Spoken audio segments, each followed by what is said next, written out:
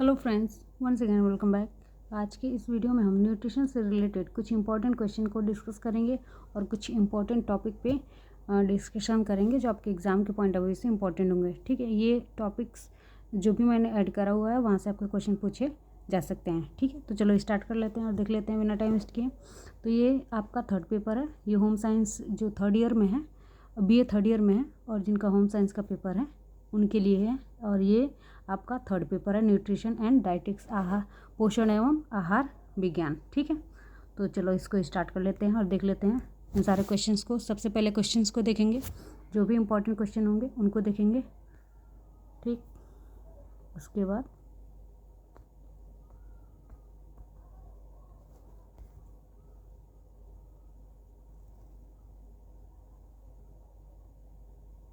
हाँ, सबसे पहले देख लेते हैं। तो देखो, मैंने टॉपिक्स को ऐड करा हुआ है जहाँ से आपके क्वेश्चन पूछे जा सकते हैं। जैसे आपका हो गया संतुलित आहार। ठीक है, संतुलित आहार से आपका टिप्पणी पूछा जा सकता है या लॉन्ग क्वेश्चन भी पूछा जा सकता है, तो इसको भी आप लोग स्किप नहीं करेंगे, इसको पढ़ के जाएंगे अच्छे से। स्तनपान से आपका टिप्पणी आ सकता है। मृदुल आहार, ठीक है, जो पूरक आहार होता है उसको आप अच्छे से याद कर लेना। वो याद कर लोगे तो ये आपको उसी में क्लियर हो जाएगा। और आपका स्तन त्याजन है, स्तनपान भी है, स्तनपान हो गया। थोड़ा सा इसकी सफाई कर देती हूँ। हाँ, देखिए संतुलित आहार ये आपका मोस्ट इम्पॉर्टेंट टॉपिक है। इसको आप लोग अच्छे से याद करके जाएंगे। यहाँ से आपका टिप्पणी भी पूछा जा सकता है और लॉन्ग क्वेश्चन भी पूछा जा सकता है। और ये आपका स्तनपान, यहाँ से टिप्पणी आता है। मृदुल आहार ये भी टिप्पणी के फॉर्म में पूछा जाता है। स्तन त्याजन ये भी टिप्पणी के फॉर्म में पूछा जाता है। और इसको तो स्किप ही नहीं करना है। कार्बोहाइड्रेट, विटामिन और प्रोटीन, इन तीनों से एवरी ईयर क्वेश्चन पूछे ही जाते हैं। इन तीनों को आप लोग अच्छे से कंप्लीट करके जाना। लॉन्ग क्वेश्चन में नहीं तो शॉर्ट क्वेश्चन में यहाँ से क्वेश्चन पूछे ही जाते हैं और 1-2 क्वेश्चन पूछे जाते हैं, नहीं कम से कम तो 2-3 तो क्वेश्चन पूछ ही लिए जाते हैं। तो आप इन तीनों को अच्छे से याद करके जाओगे। ठीक है, उसके बाद है मोटापा। यहाँ से आपका टिप्पणी पूछा जा सकता है। उसके बाद है PEM यानी कि प्रोटीन एनर्जी माल न्यूट्रिशन। ये एक तरह की बीमारी है, जैसे इसका एग्जाम्पल है मरासमस, तो इसको भी आप लोग अच्छे से पढ़ के जाएंगे। इसका फुल फॉर्म है प्रोटीन एनर्जी माल न्यूट्रिशन, यानी कि इसमें प्रोटीन की कमी हो जाती है और एनर्जी यानी कि कार्बोहाइड्रेट की कमी हो जाती है, तो ये PEM नामक बीमारी हो जाती है। ठीक है, और आपका मरासमस में भी क्या होता है, प्रोटीन और एनर्जी की कमी होती है, जिसे मरासमस कहा जाता है। मरासमस एक तरह का PEM कैटेगरी की बीमारी है। ठीक, उसको आप लोग अच्छे से पढ़ के जाएंगे। उसके बाद है आहार आयोजन। आयोजन को परिभाषित कीजिए तथा आहार आयोजन के सिद्धांतों की व्याख्या कीजिए। इस क्वेश्चन को वेरी इम्पॉर्टेंट है। ठीक है, इस क्वेश्चन को आप लोग बिल्कुल भी स्किप नहीं करोगे। ये एवरी ईयर पूछा जाता है। जिस तरह प्रसार शिक्षा में मैंने बताया था कि आपका वो दृश्य श्रव्य साधन एवरी ईयर पूछा जाता है, उसी तरह आहार आयोजन से आपका ये क्वेश्चन आहार आयोजन वाला, आहार आयोजन किसे कहते हैं और आहार आयोजन का क्या सिद्धांत है, क्या कॉन्सेप्ट है या क्या संप्रत्यय है, ये एवरी ईयर पूछा जाता है। तो इसको आप लोग पढ़ के ही जाओगे, इसको स्किप नहीं करना है। ये जितने भी टॉपिक ऐड हुए हैं ये सब आपके इस बार पूछे जा सकते हैं। ठीक है, और इसको लॉन्ग क्वेश्चन के लिए तैयार कर लेना अच्छे से। उसके बाद है और भी देख लेते हैं। हाँ, किशोरावस्था की पोषणीय आवश्यकता, यानी कि किशोरावस्था में किस तरह का पोषण चाहिए, यानी कि आहार आयोजन। देखो, आहार आयोजन से तो क्वेश्चन आएगा, लेकिन किशोर के लिए आहार आयोजन और गर्भावस्था के लिए, इन दोनों के लिए ही तैयार कर लेना, क्योंकि ये दोनों ही आपके एग्ज़ाम में पूछे जा सकते हैं। ठीक, मतलब ये किशोरावस्था, इसमें आप क्या करोगे, किशोरावस्था को अच्छे से याद कर लोगे। किशोरावस्था का टाइम पीरियड क्या है, किशोरावस्था की कौन कौन सी विशेषताएं हैं, किशोरावस्था में किस तरह के परिवर्तन होते हैं, ये सारी चीज़ें। उसके बाद से किस तरह से आप आहार आयोजन करोगे, किस तरह का आप पोषण चाहिए कि एक किशोर के लिए। आप अपने लिए जो भी डाइट चार्ट है, जो भी डाइट प्लान है, उसको अच्छे से तैयार कर लोगे, देख लोगे। ठीक है, और इसको तैयार कर लेते हो, अगर किशोरावस्था को तैयार कर लेते हो तो उसमें कुछ चीज़ें हैं जो गर्भावस्था में ऐड की जाती हैं। किशोरावस्था ही सेम रहता है, लेकिन आपका जैसे मान लीजिए प्रोटीन अगर किशोरावस्था में 60 ग्राम लगता है, 60 अगर ग्राम लगता है तो इसमें 15 ग्राम और जोड़ लिया जाता है, प्लस कर दिया जाता है आपका गर्भावस्था में। ठीक है, जैसे मान लीजिए कार्बोहाइड्रेट अगर आपको 25 कैलोरी लेना है, 2500 कैलोरी किलो कैलोरी, तो उसमें 300 प्लस कर दिया जाता है गर्भावस्था में। ठीक है, समझ में आ रहा है? तो ये पढ़ के जाओगे, पढ़ोगे तो आपको समझ में आ जाएगा। ठीक, मेरे पास थोड़ा सा टाइम की कमी थी, इसके वजह से मैं ये लेट भी हो गया, और मैंने बहुत सारे टॉपिक्स को ऐड नहीं करे हुए हैं। जो नहीं ऐड करे हुए हैं वो आप लोग अच्छे से पढ़ के जाना। मैं उन सारी चीज़ों को मैं बता भी रही हूँ। ठीक है, बीच बीच में बता भी दूँगी। ठीक, तो गर्भावस्था और किशोरावस्था का आहार आयोजन तो पढ़ के ही जाना, क्योंकि ये पूछा ही जाएगा, किसी न किसी का आहार आयोजन पूछा जाता है। तो इस ईयर के व्यू से आपका ये दोनों इम्पॉर्टेंट है, ये इस साल पूछा जा सकता है। ठीक, उसके बाद है मधुमेह के रोगी के लिए आहार आयोजन। ठीक, इसको भी अच्छे से याद कर लेना, क्योंकि बीमारियों से भी पूछा जाता है, और ज्वर को भी अच्छे से तैयार कर लेना। ये सारे इम्पोर्टेंट टॉपिक्स हैं जहाँ से आपके लॉन्ग और शॉर्ट क्वेश्चन पूछे जा सकते हैं। ठीक, आगे देख लेते हैं।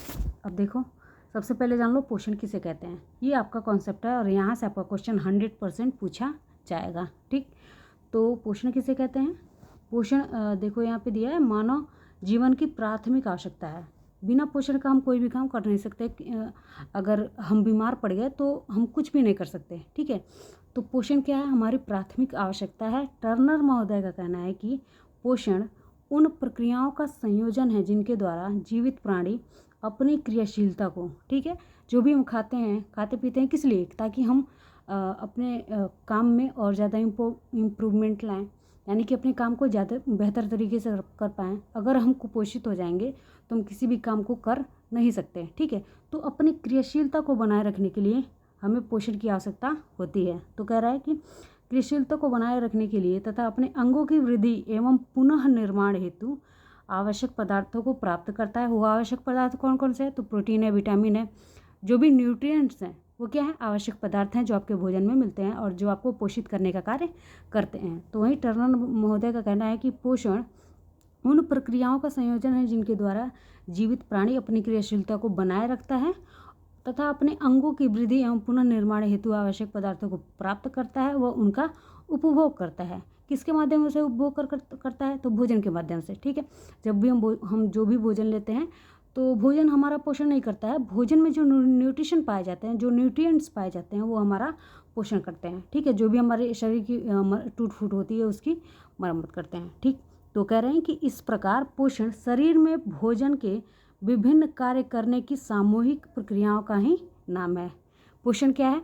तो जो भी हम भोजन करते हैं, ठीक है, तो भोजन करते हैं वो हमारे शरीर में विभिन्न तरह के कार्य करते हैं। ठीक है, जैसे टूट फूट का कार्य, कहीं पे कट जाता है तो उसका पुनः निर्माण, ये किसके? पोषण की वजह से ही होता है।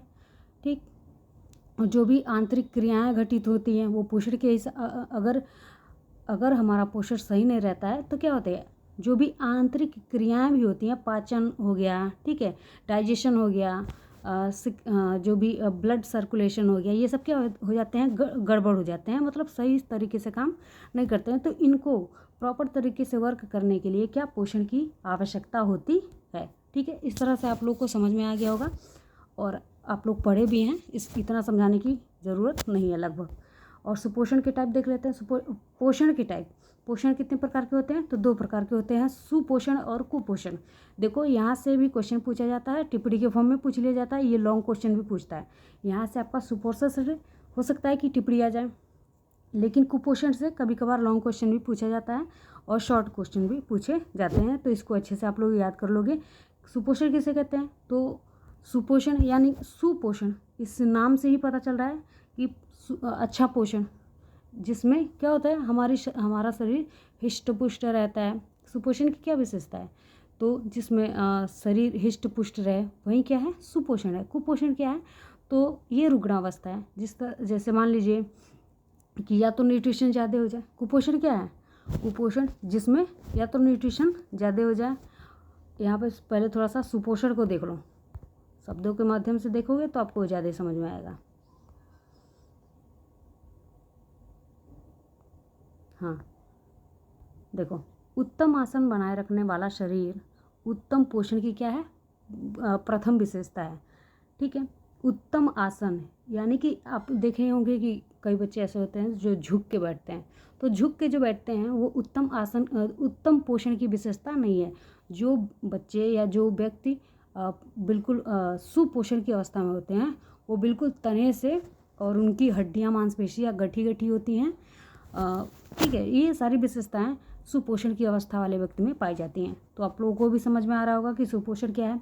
तो उत्तम आसन बनाए रखने वाला उत्तम शरीर की सर्वप्रथम विशेषता है। या अन्य विशेषताओं में शारीरिक ढांचे का उत्तम विकास, सीधी अस्थियां तथा भुजाएं एवं सीमित जोड़, उसके बाद चौड़ी एवं सपाट छाती, सुसंगठित जबड़े, स्वस्थ दांत, सुरक्षित मांसपेशियां, चिकने तथा चमकीले बाल, कांतिमय आँख आदि, ये सब बातें उत्तम पोषण की दशाओं को प्रकट करते हैं। ठीक है, इस तरह से आपको ये भी समझ में आ गया होगा। कुपोषण भी लगभग समझ में आ रहा है। कुपोषण का मतलब खराब पोषण, जिसमें क्या होता है तो व्यक्ति या तो अधिक न्यूट्रिशन ले लेता है, नहीं तो ज़्यादा न्यूट्रिशन ले लेता है। कुपोषण का देखो, कुपोषण में बहुत ज़्यादा कन्फ्यूज़न रहता है कि समझते हैं कि बच्चे समझते हैं कि रुग्णावस्था को ही कुपोषण कहते हैं। नहीं, कुपोषण में क्या होता है तो या तो न्यूट्रिशन हम कम लेते हैं या तो न्यूट्रिशन हम अधिक लेते हैं। तो ये दोनों ही क्या है, दोनों ही आपका कुपोषण का टाइप है। ठीक, तो देखो यहाँ पे दिया है, जब व्यक्ति को उसके शारीरिक आवश्यकता के अनुसार, देखो यहाँ पे थोड़ा सा टाइपिंग मिस्टेक हो गया है, शारीरिक आवश्यकता के अनुकूल उपयुक्त मात्रा में सभी भोज्य तत्व नहीं मिल पाते या आवश्यकता से क्या मिलते हैं, अधिक मिलते हैं, जिसके कारण शरीर की वृद्धि और विकास पर हानिकारक प्रभाव पड़ता है, तो यह क्या हो जाता है, यह स्थिति कुपोषण कहलाती है। या तो न्यूट्रिशन की मात्रा अधिक हो जाएगी, नहीं तो क्या हो जाएगा, कम हो जाएगा। तो ये दोनों ही स्थिति क्या है, कुपोषण की स्थिति है। यानी कि सुपोषण कब होगा, जब दोनों बैलेंस में रहेंगे, यानी कि न कम रहेंगे न ज़्यादा रहेंगे, जितनी आवश्यकता है उतने रहेंगे, तो आपका सुपोषण कहलाएगा, अन्यथा कुपोषण कहलाएगा। अब कुपोषण कितने टाइप के होते हैं, तो अतिपोषण और न्यून पोषण, ये भी दो प्रकार के होते हैं, अतिपोषण और न्यून पोषण। इससे शब्द से ही समझ में आ रहा होगा। अतिपोषण का मतलब यानी कि ये इसका एग्जाम्पल है, बेस्ट एग्जाम्पल मोटापा। ठीक है, जब ज़्यादा हम कैलोरीज लेते हैं या ज़्यादा न्यूट्रिशन लेते हैं तो वो अतिपोषण कहलाता है, और जिसमें न्यूट्रिशन की मात्रा कम हो जाती है यानी कि अपर्याप्त हो जाता है, तो उसको न्यून पोषण कहलाता है। ठीक कहते हैं। तो ये भी आप लोगों को समझ में आ रहा होगा। मैं थोड़ा सा रिवाइज करवा दे रही हूँ आपको। ठीक है, कुपोषण के कारण, कुपोषण के कौन कौन से कारण हैं, तो अपर्याप्त भोजन, यानी कि हमको क्या होता है तो आवश्यकता के अनुसार पौष्टिक तत्व नहीं मिल पाते हैं, ये भी एक कारण है। अपर्याप्त भोजन यानी कि हमारी जो भी रिक्वायरमेंट है, जो भी हमारी बॉडी की रिक्वायरमेंट है उसके हिसाब से हमें भोजन नहीं मिल पाता है, तो ये भी एक मेन कारण है। उसके बाद है अनुपयुक्त भोजन, यानी कि आयु, कार्य तथा शारीरिक अवस्था के अनुसार भोजन न मिलना, तो ये भी आपका क्या है, एक तरह से कुपोषण का मुख्य कारण है। उसके बाद है अनुचित भोजन, अपचनशील भोजन, यानी कि जैसे जो भी तेल मसाले वाले भोजन होते हैं तो वो भी आपके कुपोषण के कारण है, क्योंकि तेल मसाले वाले भोजन आपको पोषित नहीं करते हैं, वो तो ज़्यादा जो लेते हैं एक तरह से वो भी इस कैटेगरी में आ जाते हैं। उसके बाद है भोजन संबंधी आदतें, जैसे शराब पीना, चाय, चावल की आदत, डेली चावल खाना, ये सारी आदतें क्या है तो कुपोषण की कारण है। ठीक है, इस तरह समझ में आ रहा होगा। उसके बाद है आहार। चलो आहार किसे कहते हैं, तो आहार जो हम डेली इनटेक करते हैं, यानी कि जो डेली खाते हैं उसी को आहार कहते हैं। इसको कह सकते हो कि जिसे ग्रहण करने के लिए हमें क्या लगती है, भूख लगती है, उसी को आहार कहा जाता है। जो भी हम डेली खाते हैं, जो भी हम डेली पीते हैं, उसी को क्या कहते हैं, जो भी डेली खाते हैं उसको, यानी कि जो डेली हम इनटेक करते हैं उसी को आहार कहा जाता है, जिसके लिए हमें भूख लगती है। ठीक है, तो वही आहार है। उसके बाद है आहार के कार्य, यानी कि भोजन के कार्य, तो ये 3 तरह से वर्क करता है, मनोवैज्ञानिक कार्य, शारीरिक कार्य और सामाजिक कार्य। आप लोगों ने देखा होगा पार्टियों में, है ना, पार्टियों में भोजन खिलाया जाता है, या अपने समाज के लोगों को शादी ब्याहों में क्या किया जाता है तो भोजन पे इन्वाइट किया जाता है, तो ये एक तरह से ये सामाजिक कार्य हो गया भोजन का। उसके बाद है शारीरिक, तो शारीरिक तौर पे ये 3 तरह के कार्य करता है। एक एक तो शरीर को एनर्जी देता है और एक बिल्डिंग का काम करता है, ठीक है, यानी कि शरीर को बिल्ड करता है, बनाने का कार्य करता है। उसके बाद और एक बीमारियों से बचाता है, यानी कि डिसीज़ प्रोटेक्टिंग। तो इसमें भी आपका जैसे एनर्जी कौन देता है, तो कार्बोहाइड्रेट और वसा देते हैं। बिल्डिंग का काम कौन करता है, तो प्रोटीन करता है। प्रोटीन क्या करता है, तो हमारे उस बॉडी को बिल्ड करता है। और उसके बाद से डिसीज प्रोटेक्टिंग, यानी कि विटामिन और खनिज आपके इस कैटेगरी में आएंगे। विटामिन और खनिज किसी भी कंस्ट्रक्शंस का काम नहीं करते हैं, यानी कि बनाने का काम नहीं करते हैं, ये हमारे शरीर को प्रोटेक्ट करने का कार्य करते हैं, ठीक है, रोगों से बचाने का कार्य करते हैं। जैसे विटामिन ए की कमी से क्या हो जाता है, तो रतौंधी हो जाता है। इससे याद रखोगे, तुम लोग पढ़े भी हो, इसमें कोई डाउट नहीं है, ठीक है, ये समझ में आ गया। उसके बाद है मनोवैज्ञानिक, यानी कि भोजन से हमें संतुष्टि मिलती है। क्या मिलती है, संतुष्टि मिलती है। तो ये एक तरह का मनोवैज्ञानिक कार्य हो गया। अब है संतुलित आहार, मोस्ट इम्पॉर्टेंट। तो वह आहार, संतुलित आहार किसे कहते हैं, बैलेंस डाइट किसे कहते हैं, तो वह आहार जिसमें संतुलित मात्रा में सभी पोषक तत्व विद्यमान रहे होते हैं उसे संतुलित आहार कहते हैं। यानी कि संतुलित मात्रा में, बैलेंस मात्रा में सभी पोषक तत्व क्या होने चाहिए, उसमें विद्यमान होने चाहिए, ना अधिक होने चाहिए और ना कम होने चाहिए, ठीक है। तो वो संतुलित आहार कहलाता है, बैलेंस डाइट कहलाता है। उसके बाद है संतुलित आहार को प्रभावित करने वाले कारक। अब कौन कौन से फैक्टर्स हैं जो प्रभावित करते हैं, तो पहला है आयु, उसके बाद लिंग भेद है, फिर शारीरिक आकार है, फिर जलवायु का अंतर, फिर शारीरिक परिश्रम। यानी कि जब भी हम संतुलित आहार का आयोजन करते हैं तो सबसे पहले एज को देखते हैं, ठीक है। ऐसा नहीं है कि जो बच्चों को भोजन दिया जाएगा वो बूढ़ों को भी दे दिया जाएगा। तो सबसे पहले आयु प्रभावित करता है। उसके बाद से लिंग भेद। लिंग भेद कैसे प्रभावित करता है, तो आप लोगों ने देखा होगा कि स्त्रियों की अपेक्षा पुरुष भोजन ज़्यादा लेते हैं, क्योंकि उनको एनर्जी की ज़्यादा रिक्वायरमेंट होती है। उनका BMR का भी लेवल हाई होता है, ठीक है, BMR का लेवल भी हाई होता है, जिसकी वजह से एनर्जी ज़्यादा खर्च होती है, ठीक। तो उनको भोजन की ज़्यादा आवश्यकता होती है। तो लिंग भेद भी प्रभावित करता है आपके संतुलित आहार को। फिर शारीरिक आकार, यानी कि अगर मोटे लोग हैं तो उनको भोजन की आवश्यकता कम है, और जो पतले लोग हैं वो भोजन थोड़े से मोटे लोगों की अपेक्षा ज़्यादा लेते हैं, ठीक है। उसके बाद है जलवायु का अंतर, और जहाँ ये भी बहुत ज़्यादा प्रभाव डालता है, ठीक है। जलवायु का भी हमारे भोजन पर बहुत ज़्यादा प्रभाव पड़ता है। जैसे हम जो भी ठंडे प्रदेश के लोग होते हैं वो अलग तरह के भोजन यूज करते हैं, जो भी गर्म प्रदेश के लोग होते हैं वो अलग तरह के भोजन यूज करते हैं। उसके बाद है शारीरिक परिश्रम, यानी कि जब भी संतुलित आहार का आयोजन किया जाता है तो शारीरिक परिश्रम को भी देखा जाता है कि ये सीडेंट्री हैं, कि मॉडरेट हैं, कि हैवी हैं, यानी कि कम क्रियाशील हैं, यानी कि कम परिश्रम वाले हैं, कि मध्यम परिश्रम वाले हैं, कि अधिक परिश्रम वाले हैं। किस कैटेगरी में आते हैं तो उसके हिसाब से इसका आयोजन करना चाहिए, ठीक। तो ये सारे फैक्टर्स हैं जो आपके संतुलित आहार को प्रभावित करते हैं। अब है संतुलित आहार के कार्य। तो ऊर्जा प्रदान करना, रोगों से रक्षा प्रदान करना और शारीरिक निर्माण। ऊर्जा प्रदान करने का कार्य कौन करता है, तो कार्बोहाइड्रेट और फैट, ये दोनों आपको एनर्जी देने का कार्य करते हैं। ये भोजन के ऐसे फैक्टर हैं जो आपको क्या करते हैं, तो एनर्जी देने का कार्य करते हैं। उसके बाद है रोगों से रक्षा प्रदान करना। तो ये विटामिन और खनिज, विटामिन और मिनरल होते हैं, ये आपको रोगों से रक्षा प्रदान करते हैं। उसके बाद है शारीरिक निर्माण का कार्य। तो कंस्ट्रक्शन का जो कार्य होता है वो आपका प्रोटीन करता है। बॉडी बिल्डिंग फूड भी उसको कहते हैं। इसको विटामिन और मिनरल को डिसीज प्रोटेक्टिंग फूड कहते हैं, और इसको एनर्जी गिविंग फूड कहते हैं, ठीक है। इस तरह से आप लोग को समझ में आ रहा होगा, ठीक। अब देख लेते हैं पोषक तत्व।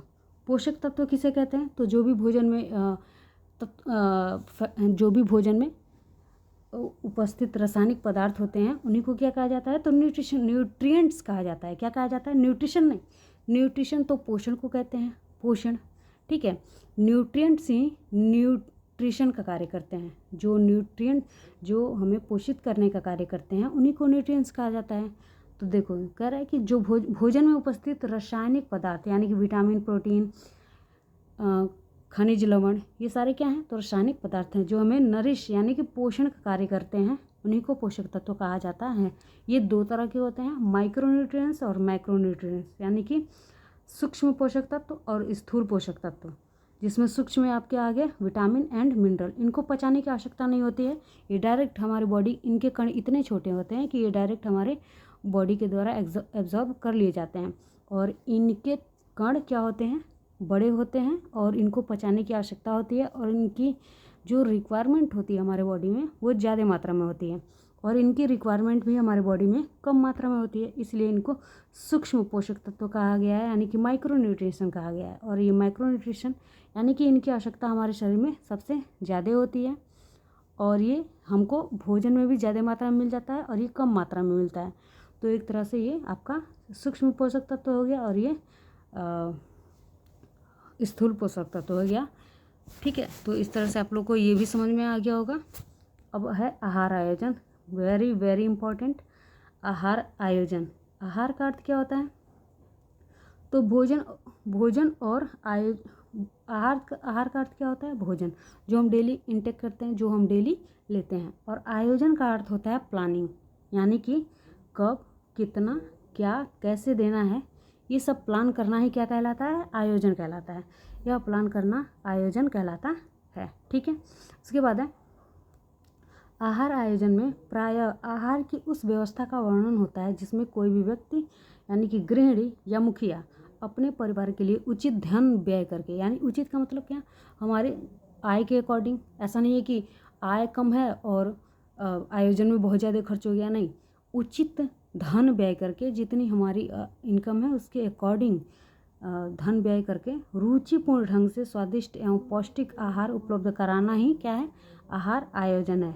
इसमें उपलब्ध साधनों में ही आहार आयोजन का कार्य पूर्ण किया जाता है, यानी कि जो भी हमारे पास साधन है उसी के अनुरूप जिसमें स्वादिष्ट भोजन भी हो और पौष्टिक भोजन भी हो। ठीक है, तो इस तरह से आहार आयोजन का कार्य होता है, जिसमें कम खर्च में क्या, इसका उद्देश्य क्या होता है? तो कम खर्च में ही अधिकतम पोषण की प्राप्ति इसका क्या होता है? मेन उद्देश्य होता है। आहार आयोजन का मेन उद्देश्य क्या होता है?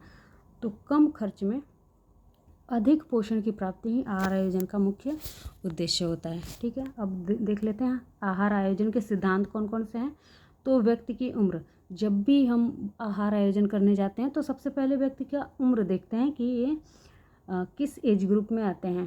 ठीक, तो उसके हिसाब से इनकी क्या रिक्वायरमेंट है, उसके हिसाब से आहार का आयोजन करते हैं। फिर व्यक्ति का लिंग देखते हैं, मैंने अभी बताया संतुलित आहार में। ठीक है, तो व्यक्ति का लिंग भी देखते हैं, यानी कि स्त्री है कि पुरुष है।